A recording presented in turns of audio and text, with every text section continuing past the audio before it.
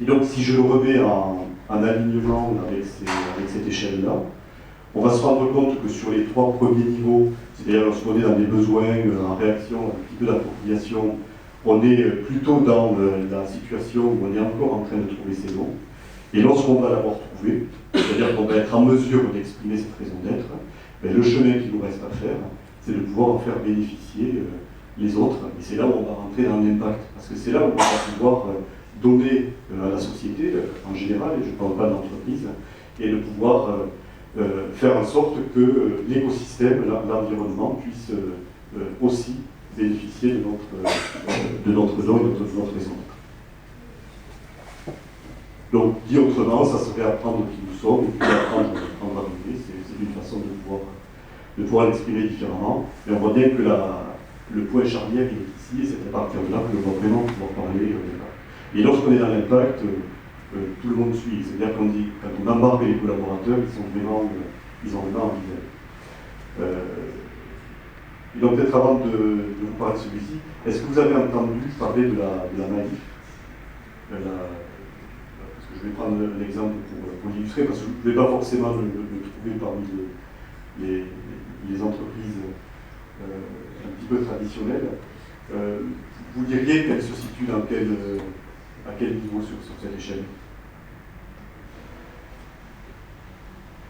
Oui, dans la deuxième partie, après.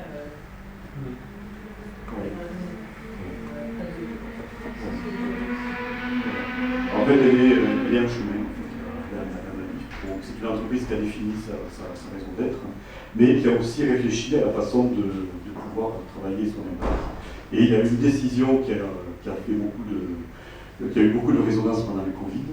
C'est lorsqu'elle a décidé de pouvoir redistribuer en fait les primes d'assurance, parce que notamment sur la partie auto, il y a beaucoup d'accidents de circulation, il y avait deux façons de faire, de garder les primes, les cotisations des adhérents en réserve, ou alors de trouver une façon de pouvoir utiliser cet argent. Et en fait, la décision qui a été prise, en l'occurrence par le directeur général et son conseil d'administration, c'était de rétrocéder 30 € par contrat auto à ces sociétaires, puisqu'il parle de sociétaires.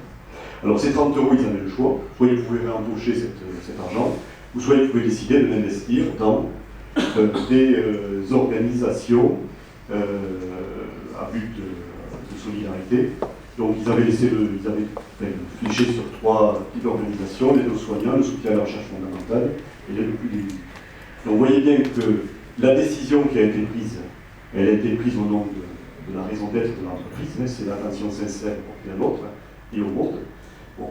Mais l'impact, il est dans le fait de faire don, alors pas simplement aux sociétaires de ces primes d'assurance, mais aux organisations de solidarité présentes sur le territoire. Et là, on est dans le don qui est vraiment un don sans retour, parce qu'on le remet pour le bien commun, pour le bien du territoire. Donc ça, c'est un exemple de décision d'une société qui, à un moment donné, se lance dans la raison d'être, fait un chemin pour y parvenir, et ensuite, le conseil d'administration, sa direction générale, fait en sorte que dans sa prise de décision, et sur des moments importants, cruciaux, ces décisions-là soient à la fois en accord avec cette raison d'être et puissent provoquer un impact. Et alors, cet impact-là, il a été au-delà des éléments de décision. C'est que derrière, c'est une entreprise qui recrute, qui est attractive au niveau de l'emploi. Même si elle a pu la première année absorber financièrement de sa décision en 2021, les résultats financiers de l'entreprise ont été exceptionnels. Et c'est une entreprise qui, en termes d'image, a gagné, y compris à travers la personnalité de son dirigeant. Et ce que je veux dire, c'est que la décision qui a été prise a permis ses retombées, voilà, et pas l'inverse. Donc c'est un peu comme si on définissait une plateforme de marque, c'est pas la plateforme de marque qui va permettre de pouvoir élaborer la raison d'être, c'est l'inverse, c'est sur la base de la raison d'être que l'on va pouvoir après travailler des aspects de communication.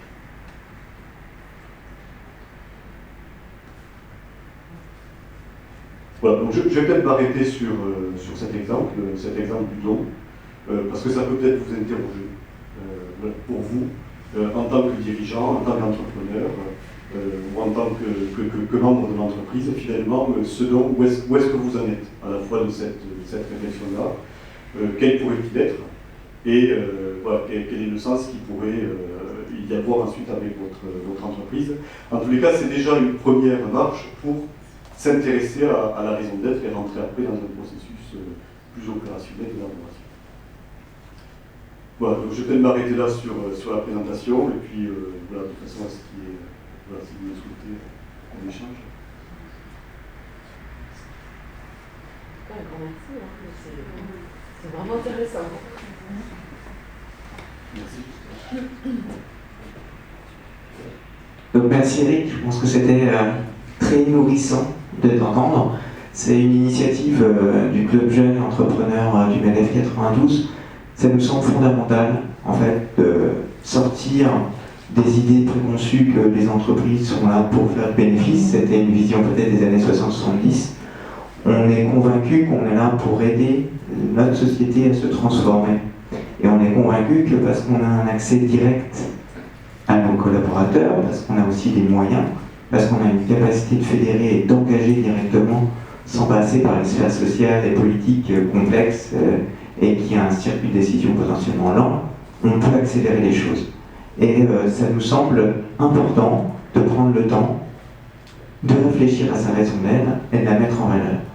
Parce qu'on n'est pas dans un monde qui est infini, à ressources infinies, je pense que vous l'entendez suffisamment souvent, pour se poser les vraies bonnes questions. Et on est des entrepreneurs, je pense qu'on est très investi dans ce qu'on fait, on est très investi aussi pour protéger les intérêts de nos collaborateurs. On a des enjeux de recrutement, des enjeux de fidélisation qui sont fondamentaux. Moi je travaille dans la data et dans l'informatique, on a la chance d'être sur des marchés qui sont très porteurs, mais aussi avec une vraie volatilité et une vraie complexité à fidéliser nos collaborateurs. Et je pense que regrouper les gens sur une vision et sur vraiment un objectif à long terme est fondamental.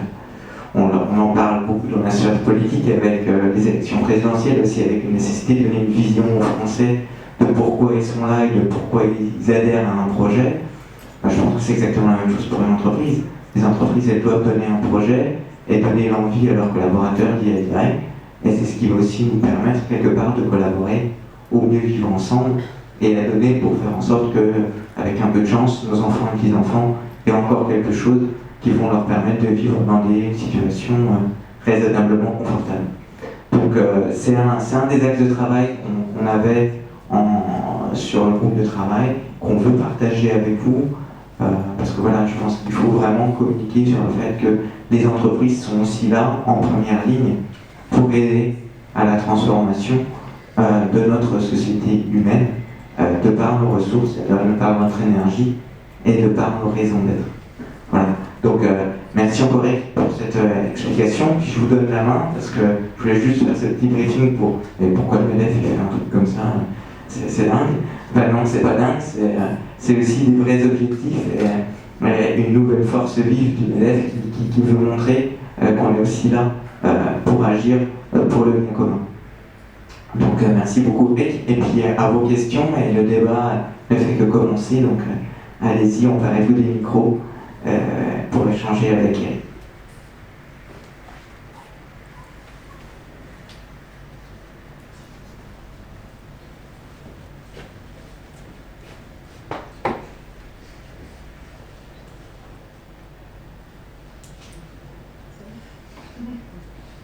Je crois que tout le monde a soif. On va peut-être échanger autour d'un verre. Peut-être.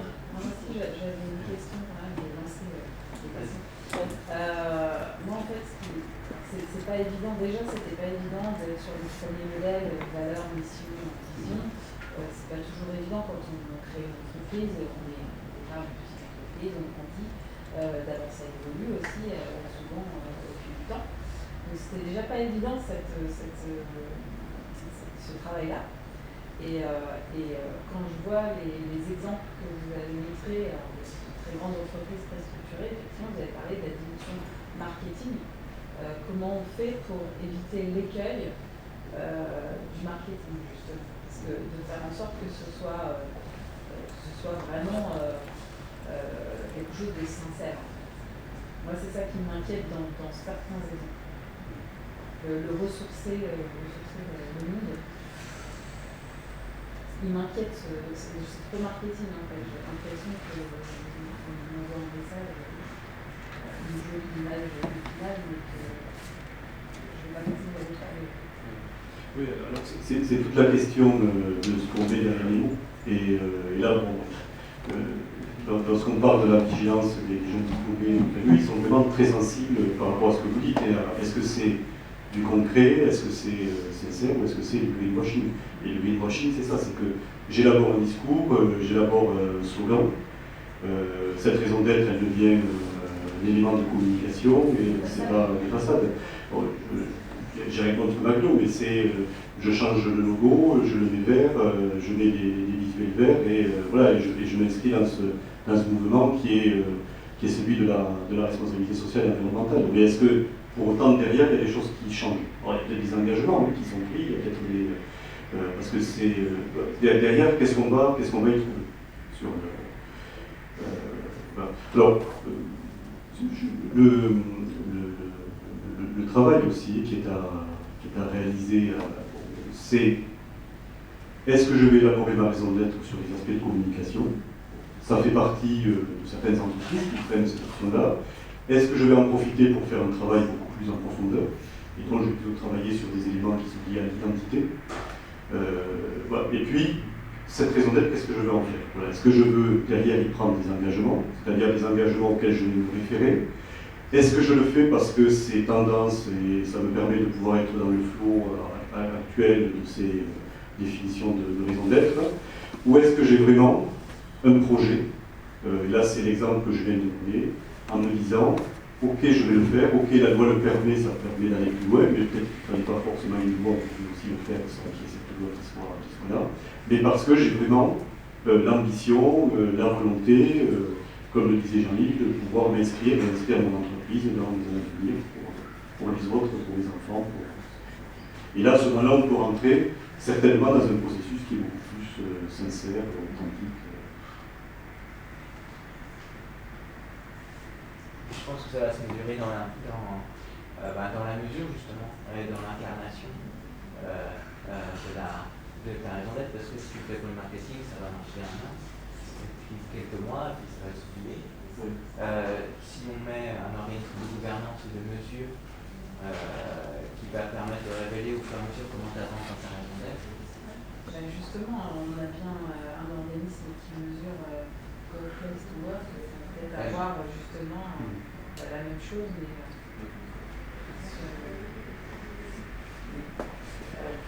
comme on mesure les entreprises sur du bien-être au travail, on pourrait mesurer aussi effectivement ça, mais dans un risque indépendant.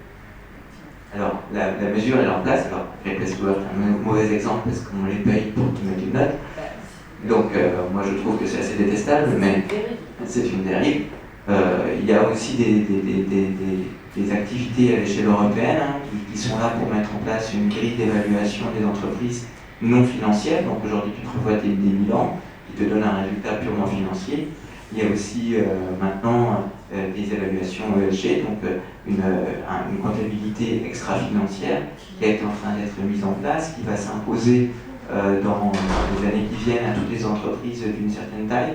Mais je pense que c'est 400 personnes ou 200 millions d'euros de chiffre d'affaires, et qui a pour but de mesurer vraiment leur impact non financier sur le social, sur l'environnemental. Je pense que c'est un premier baromètre, donc ça doit être généré, et bien sûr il faut qu'il y ait comme des commissaires aux comptes qui puissent valider que les chiffres que tu sors ne sont pas des chiffres complètement sortis du chapeau. Donc ça, il y a des travaux à l'échelle européenne. Emmanuel Faber est un représentant et a essayé de le mettre en place pour Danone dans les précurseurs. Ça lui a coûté une notoriété et peut-être un poste de PDG. Mais pour autant, moi je trouve qu'il a montré une voie qui est fondamentale et dans laquelle on doit s'inscrire. Mais je pense que ce sera l'incarnation et la mesure. Les collaborateurs sont pas idiots. Et Et les mouvements de démission généralisés qu'on a vus aux États-Unis sont à notre porte. Et donc, je pense que les jeunes générations n'auront pas peur de démissionner en masse quand ils en auront marre d'avoir une entreprise qui se moque de leur raison d'être. Parce qu'ils n'ont plus, comme dans notre génération, la même approche du travail en disant que c'est le seul moyen de se réaliser. Parce que nos parents, nos professeurs nous ont dit qu'il fallait être bon à l'école, qu'il fallait être bon au travail, qu'il fallait travailler longtemps et dur pour montrer qu'on avait une valeur pour la société. Je pense qu'ils veulent démontrer que la valeur, elle doit être tangible et mesurable. Et je pense que c'est ce qui est là aujourd'hui, ce qui doit nous obliger à avoir une approche différente de la manière dont on voit nos entreprises. Si on veut en tout cas qu'elles soient encore là dans 5 ans. En tout cas pour certains domaines, alors c'est vrai peut-être moins rapidement pour des domaines dans l'industrie, mais pour des domaines dans le service, le changement de cap peut être très très rapide. Moi je sais très bien que si je suis déserté de plus de 30% de mon staff, mon entreprise est cool. Parce que mes engagements commerciaux sont trop forts, je n'ai plus la capacité de les assumer, donc du coup j'aurai des pénalités tellement importantes que je ne pourrai même plus les assurer, mes assurances seront débordées. Donc j'aurais plus qu'à arrêter l'activité. C'est pas d'optimisme. Ah mais de toute façon, on n'est pas dans une période optimiste, hein. On a 3 ans pour agir. Donc 5 ans déjà, ce sera trop tard. Alors c'est vraiment le DAX qui est repris là, par les collectifs et les manifestes. Parce que, en fait, bon, mis à part les taxes, et peut-être que demain il y aura plus d'amendes pour que les entreprises qui ne sont pas dans ces critères-là puissent être sanctionnées. Mais tout ça repose sur une démarche de l'entreprise. Alors, on a quand même les objectifs de développement durable de l'ONU qui sont déclinés. On a le livret vert de la Commission européenne qui définit un certain nombre de principes. Après, on a les lois à l'échelle nationale comme la loi Pacte. Mais ensuite, c'est aussi l'entreprise qui s'organise. Bon, alors, mis à part celles du CAC 40 qui ont des comptes à rendre en termes de communication, mais sinon, après, ça tient aux fins de vos ordres qui animent les entreprises. Donc, cette prise de conscience, elle est assez cruciale par le fait qu'elle tient à nous tous déjà, et puis aux collaborateurs qui nous rejoignent. Alors, voilà.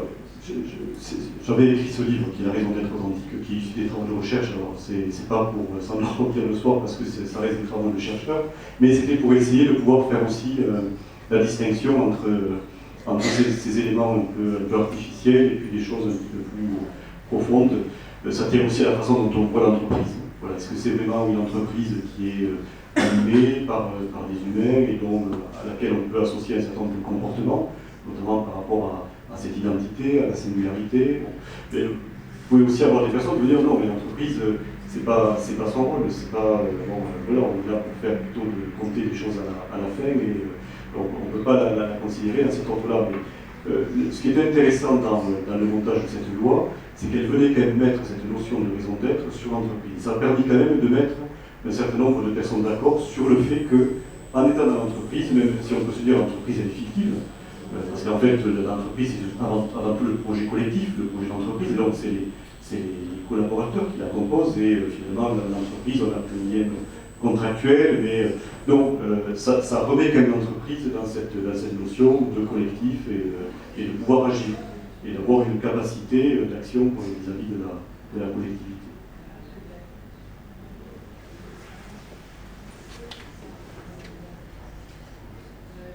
Et je dis bien l'entreprise commerciale, et pas simplement les associations, les entreprises coopératives. D'ailleurs, le statut de l'entreprise à mission, il est fait pour les entreprises à but lucratif. Donc c'est adapté pour qu'elles puissent rentrer dans cette dynamique-là, et pas simplement les entreprises de l'économie sociale et solidaire. Parce que toute entreprise peut avoir cette vocation-là, elle n'est pas réservée. Et parfois, je prends l'exemple des associations. Mais les associations, oui, mais elles font aussi de l'argent. Voilà, elles ont des chiffres d'affaires, elles ont des salariés, c'est pas parce qu'il y a marqué plus non lucratif qu'eux. Donc non, ouais, on le remet dans un contexte plus global.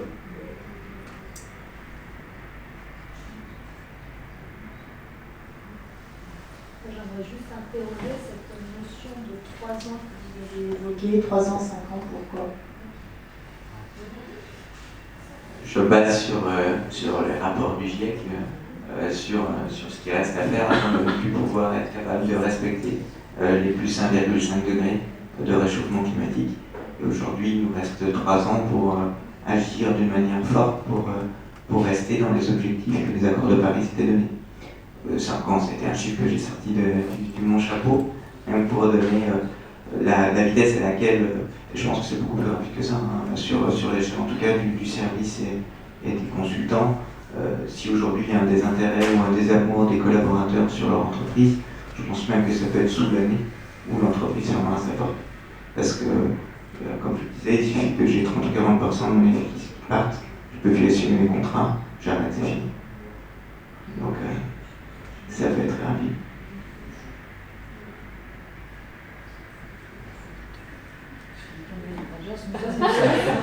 Ah, c'est bon, il y a des choses à voir.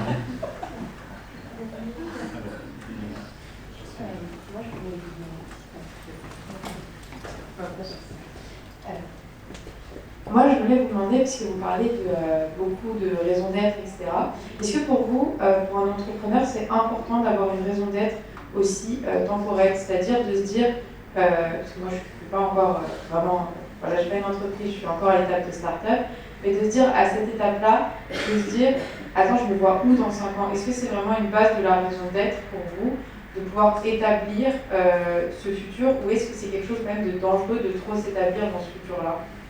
Je ne sais pas si c'était clair. Alors, en fait, la notion de raison d'être, elle est valable pour y compris les startups et toutes les entreprises. Voilà, parce qu'on la ramène, en tous les cas, sur l'origine, au fondateur. Et si vous êtes créatrice d'entreprise, c'est vous qui êtes la fondatrice de l'entreprise, et donc c'est vous qui allez donner un peu de ce que vous êtes et de votre don à cette entreprise-là pour la réalisation de projet. Donc après, sa réalisation dans le temps, elle va dépendre bien évidemment de facteurs stratégiques, du marché, de vos études. Bon. Donc ça c'est, on est sur ces éléments actuels, mais il n'en demeure pas moins que vous avez une certaine idée de ce que vous êtes en train de faire ou de ce que vous voulez faire. C'est-à-dire que vous avez certainement l'intention d'entrer ce projet-là, qu'il soit peut-être utile à tel niveau, qu'il ait telle retombée. Donc ça c'est dans votre tête, et l'exercice en tous les cas qui serait intéressant, c'est de voir comment est-ce que vous pourriez le transformer de façon écrite ou visuelle, ou en tous les cas que vous puissiez l'exprimer. Cette raison qui est beaucoup plus profonde que l'activité, je ne sais pas dans quel secteur vous êtes, mais l'activité en tous les cas commerciale que vous allez démarrer. Parce qu'au-delà de cette activité de commerce ou de service, voilà, comment est-ce qu'elle résonne et comment est-ce que vous envisagez, vous supposez qu'elle va s'inscrire en résonance avec des enjeux, et à supposer que vous soyez peut-être au moins à partir d'ici. Voilà. C'est sûr que si je fais du commerce pour faire commerce, bon voilà, on va en rester là. Voilà. Mais est-ce que je me mets en chemin vers un processus qui va être de cet ordre-là? C'est-à-dire au moins une question un peu plus fondamentale par rapport à ses besoins initiaux, voilà, comment je vais chez nous. Voilà. Indépendamment du fait qu'il y ait le contexte et du marché, de la pandémie, voilà, tout ce qu'on rencontre. Et ça, c'est la stratégie, et l'entreprise, elle va s'adapter plus ou moins bien, plus ou moins vite. Mais une entreprise qui a fait un travail qui est structurant en amont va peut-être mieux s'adapter parce qu'elle va pouvoir, à un moment donné, pouvoir se référer à des repères. Donc, au mieux, ils auront été définis. Ça permet de pouvoir passer d'une certaine façon les crises. Mais ces questions-là sont liées à vous, à nous, dans les missions entrepreneuriales et d'exercice de la fonction. Et que les grandes entreprises qui ont été étudiées, mais que ce soit les entreprises que l'on retrouve sur la défense, ou les entreprises type PME ou de petites entreprises, à chaque fois le travail sur l'identité, à rappeler, à questionner les fondamentaux, l'origine, comment ça s'est passé, y compris sur les entreprises publiques. Je parle de la SNCF, de la RATP ou autre. Voilà, on a aussi été dans ces champs-là. Voilà, on se reconnecte toujours à l'origine, qu'est-ce qui s'est passé, bien sûr comment ça a évolué, ça c'est la loi après, voilà, mais ça permet de pouvoir trouver ces fondamentaux.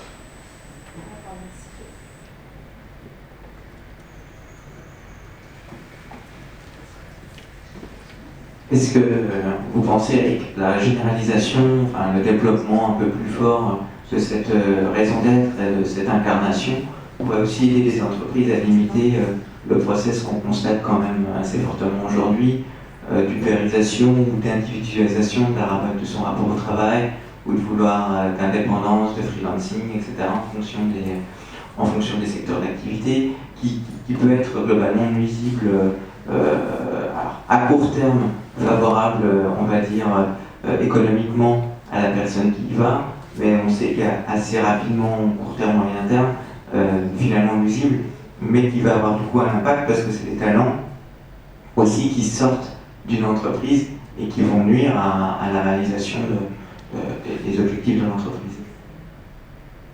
Oui, en tous les cas, ça devrait permettre de s'inscrire dans cette voie-là. Quand j'écoutais les étudiants de la groupe Aritech, ils disaient qu'il faut déserter les jobs destructeurs. Voilà, c'était quand même assez fort, parce que c'est quand même un appel à ne pas aller dans le sens... parce que lorsque la question même de la RSE a été mise en place, parce que bon, l'origine elle est quand même très lointaine, je vais remonter aux années 60, même c'est les années 50 si on va plus loin aux États-Unis, c'est le protestantisme, c'est les Verts, voilà, on doit faire un travail qui soit inspirant spirituellement, mais voilà, tout en étant... on dit, bon, voilà, il n'y a pas de honte à gagner de l'argent, on y va, mais quand même avec cette notion que le dirigeant était quand même responsable de ce qu'il fait devant la société. Les Américains sont quand même sensibles à cette notion-là, et que les scandales financiers, des algorithmes ou autres, bon, c'est quand même des scandales qu'on a pu,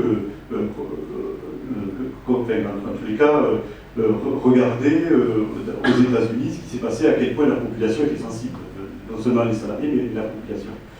C'est venu un petit peu plus tard ici, mais au début ça a été bâti en réaction à des problématiques scandaleuses, des pratiques scandaleuses. Donc, à chaque fois on réagit. Et on met en place des principes, des règles, des codes de bonne conduite, des chartes, voilà, il y en a beaucoup dans cette voie-là. Alors après on a dit quand même il faut aller plus loin et il faut qu'il y ait des labels.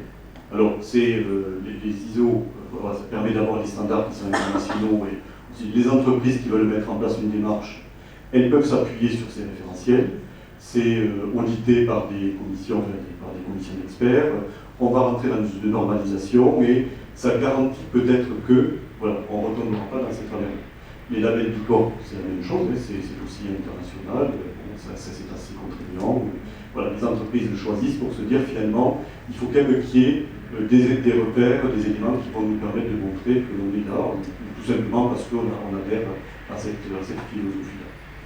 Bon. Donc tout ça, ça devrait profiter, quand même moraliser en quelque sorte l'entreprise, avec l'aspect éthique vis-à-vis de l'écosystème, mais ça devrait aussi amener les personnes à s'interroger. Alors, après, à s'interroger dans quelle limite, voilà, c'est à quelle limite aussi, je ne vais pas travailler dans cette entreprise. Alors, moi, j'ai pris un exemple un peu confortable. Ce sont des jeunes diplômés, des centraliens, HEC. Il n'y a pas forcément un problème d'emploi. Si ce n'est pas là, ça peut être sur une autre entreprise.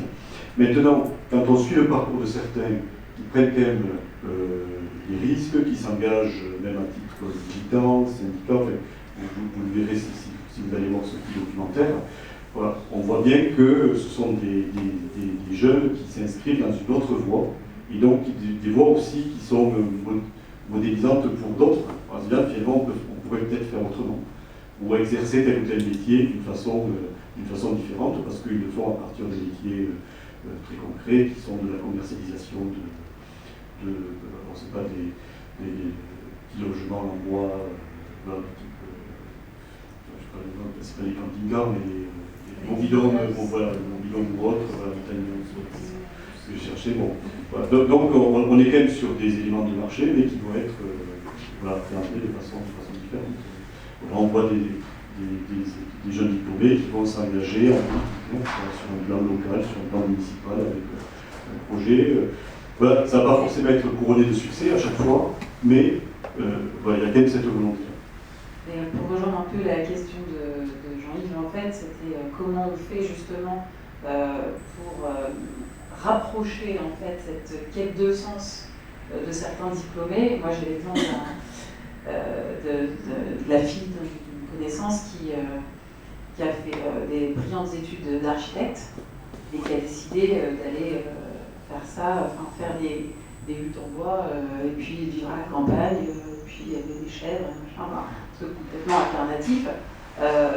Et pourtant, la société l'a diplômée, elle a fait tout le cursus comme il fallait, elle est issue d'un milieu voilà, avec un DG d'une industrie. Voilà, et comment on fait en fait pour rattraper, enfin, est-ce qu'il faut le rattraper? Peut-être pas, hein, mais c'est quand même marginalisé quelque part comme comportement. Un comportement où il se marginalise un petit peu, et comment on fait pour rapprocher les entreprises qui vont avoir travaillé leur raison d'être justement et ces jeunes qui vont peut-être être partis sur des voies alternatives.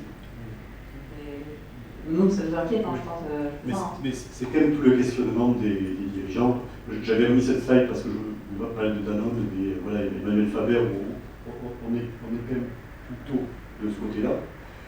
Voilà, c'est aussi la capacité de ces dirigeants à être aussi exemplaires au sens qu'ils peuvent inspirer justement ces jeunes diplômés en se disant voilà, il y a aussi d'autres façons de faire. Alors là, c'est un exemple en particulier, et de les amener aussi à s'interroger sur cette question du don. Alors, je l'ai repris à partir de cette citation, mais on peut l'appeler différemment, mais voilà, c'est en quoi est-ce que je vais être utile, mais la conscience aussi que j'ai de ce que je suis en termes d'utilité pour demain. Comment est-ce que je vais pouvoir, parce que voilà, parler effectivement, voilà, on nous est habitué à faire des études, à être performant, voilà, et qu'est-ce qu'on en fait après de tout ça? Alors, pour certains, ils disent, ben nous, justement, de ce diplôme-là, on ne va rien en faire, en tous les cas, comme ça, immédiatement. On va être allé explorer, voilà, pour, voilà.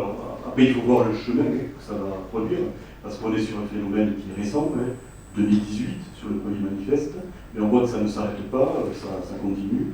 Donc il y a quelque chose à comprendre, il y a quelque chose aussi que le dirigeant a à comprendre sur cette évolution de la société, de l'état d'esprit. Et ce qui est quand même rassurant, c'est qu'on n'est pas non plus dans un moule productif où justement tous les jeunes s'engagent comme ça dans ces voies qui sont toutes tracées.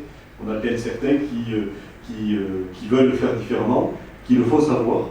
Et déjà le fait de le faire savoir, là, le film dont je vous parle, qui est Rupture, Arthur Bousset, mais il fait les interventions, alors il fait les France Inter le matin, mais en fait il est demandé par les écoles et il remplit les amphis. Donc c'est-à-dire qu'il y a un vrai phénomène, et un vrai intérêt, une vraie interrogation de la part de ces futurs diplômés, là, en l'occurrence. Et même des écoles qui sont censées former l'élite de demain. Donc voilà, c'est quand même là que ça se passe.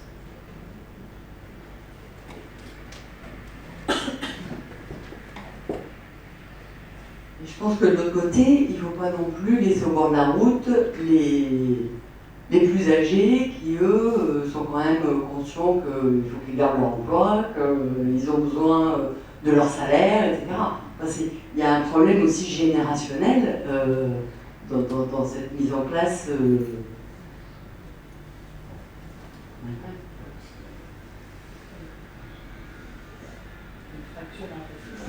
Il y a cette génération, mais qui est, je disais en introduction que c'était un casse-tête pour les DRH, c'est aussi un intérêt pour les chercheurs d'aller voir ce qui se passe. Parce qu'effectivement, on peut être surpris, et les entreprises, les premières victimes aussi de cette situation déstabilisée. C'est pas parce qu'on est en quête de raison d'être qu'on va ne plus l'inclure. Enfin, pour moi, l'inclusion reste aussi au cœur des valeurs sociétales d'une entreprise. Donc l'inclusion, la formation sont un certain nombre de valeurs que les entreprises se doivent de... L'inclusion des gens en fin de carrière, ils étaient déjà là. Oui, mais Marie-Pierre s'inquiète de l'exclusion.